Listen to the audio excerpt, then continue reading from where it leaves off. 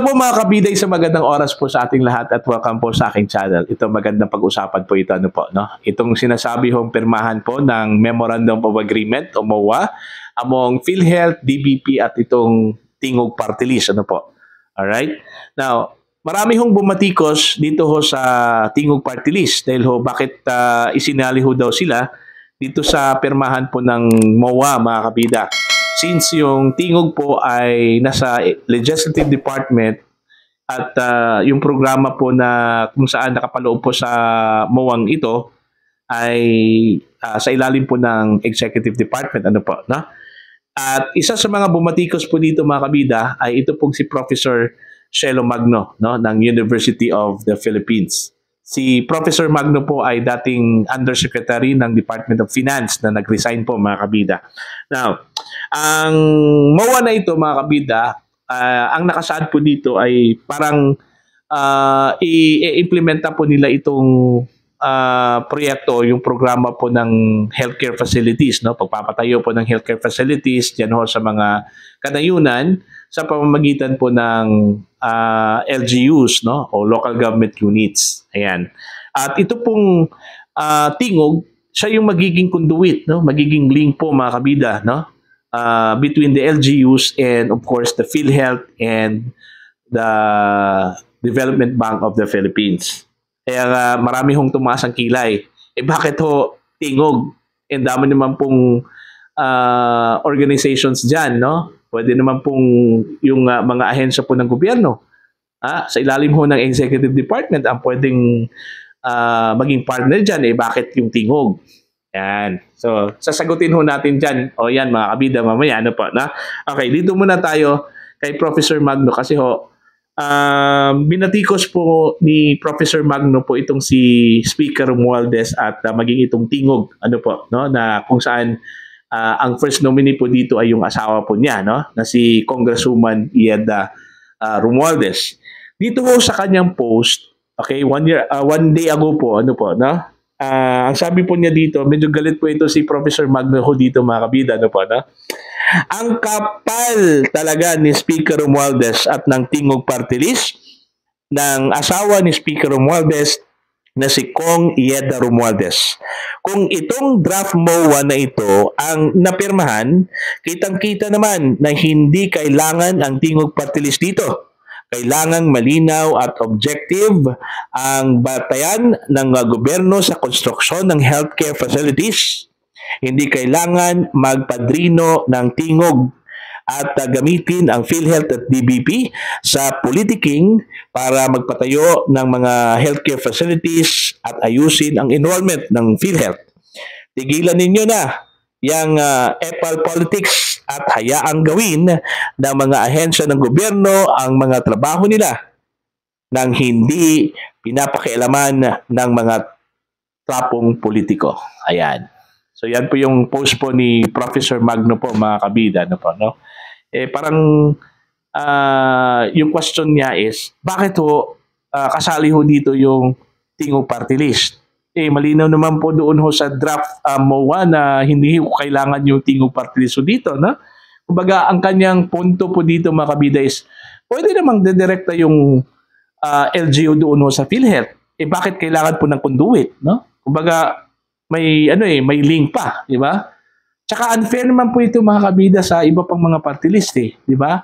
It would give undue advantage doon ho sa Tingog, no? Kahit dahil ho ba yung kanilang first nominee asawa ho ng speaker, ganun po ba?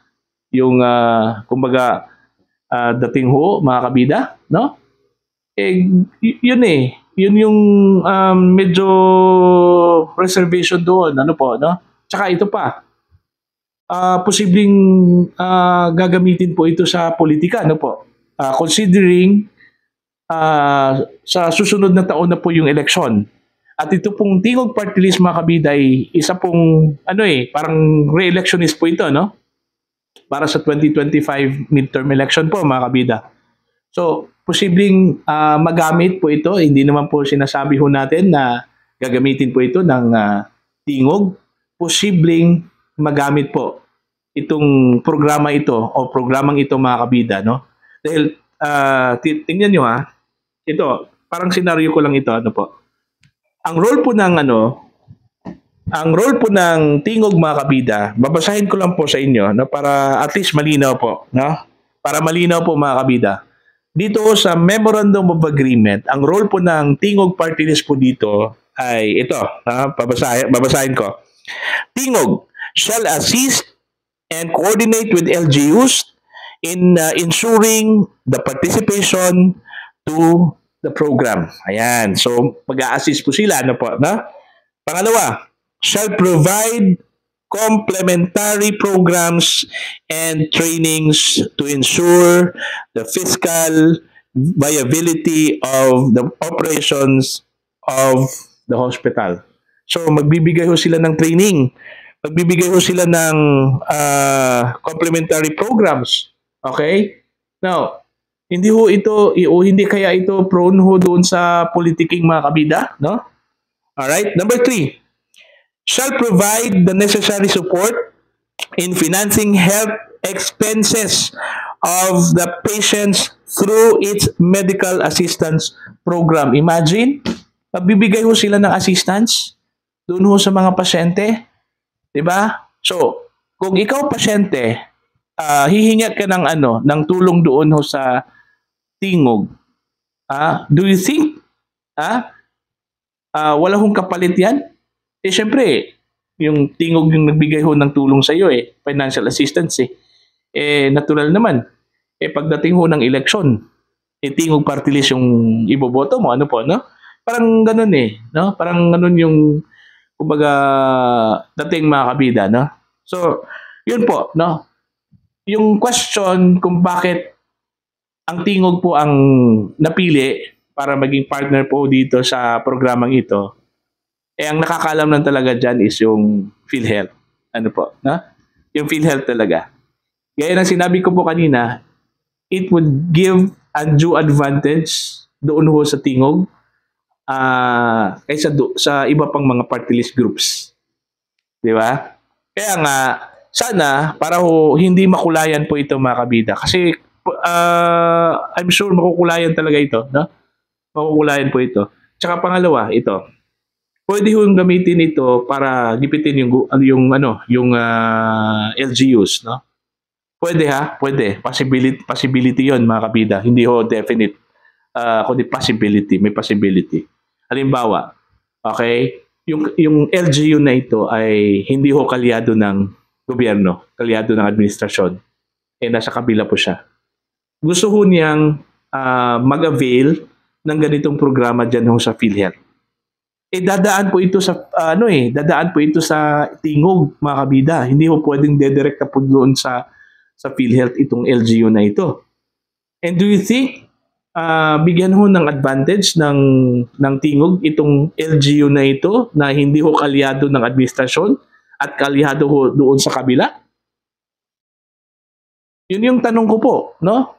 Yun yung tanong ko po. Kaya hindi ho maiwasan na mag-isip yung mga kababayan natin, no, na baka gamitin po ito.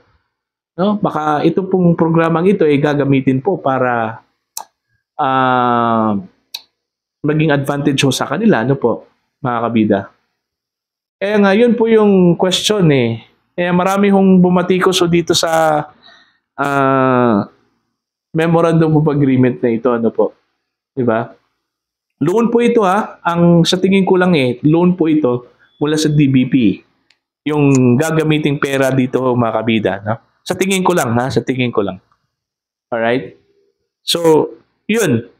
At saka hindi lang po si Professor Magno ang bumatikos dito. Pati po itong si Dr. Tony Lachon, mga kabida, no? Yung dati hong consultant po ng Department of Health. Meron akong nabasa na post mula sa kanyang Facebook account, ano po, kung saan ay, yun po yun, kinestyon ho niya yung role po ng tingog, di ba? Kasi po, ang sabi po niya, yung tingog nasa legislative department, ano po, tsaka yung programang ito ay sa ilalim ho ng executive department. Hindi kaya ito magkakaroon ho ng constitutional question, mga kabida, 'di ba? So, yun po, no? So, titingnan na lang po natin ito kung ano po yung magiging um, takbo ng implementasyong ito, no? Sana po ay hindi ho magamit sa politika ito hong sali ho ng tingog dito sa programang ito. Wala naman pong question doon sa program itself, no? Maganda yung intention, mga kabida, no? Mantakin nyo, magbibigay ho ang gobyerno ng opportunity doon ho sa mga local government units, no? Kung saan po, kung gustuhin o yung mga LGUs na nagnanais po na magkaroon ho ng healthcare facility doon ho sa kanila, pagkakataon na po ito, mga kabida, no? Okay? At sana po, itong tingog, gampanan po nila yung kanilang role po dito, no? Ibig sabihin, kung sino yung mga LGUs na gustong magpatulong sa kanila, regardless of the affiliation at political parties, okay, or inclination, mga kabida, political inclination, sana patas po yung tingog dyan ho sa pagbibigay ho ng programa, no? Pag-a-assist doon ho sa mga local government units. So, yun na po, no? Sa mga gustong mag-comment, mga kabida, ano pong sa tingin ho ninyo itong role ng tingog dito sa programang ito ng PhilHealth, mga kabida? You can comment down, no? Sa mga hindi pa po nakapag-subscribe, mga kabida, okay, please subscribe. Just click the subscribe button and of course, click the notification bell para updated po kayo sa aking mga uploads. Maraming salamat po sa inyo lahat at God bless po.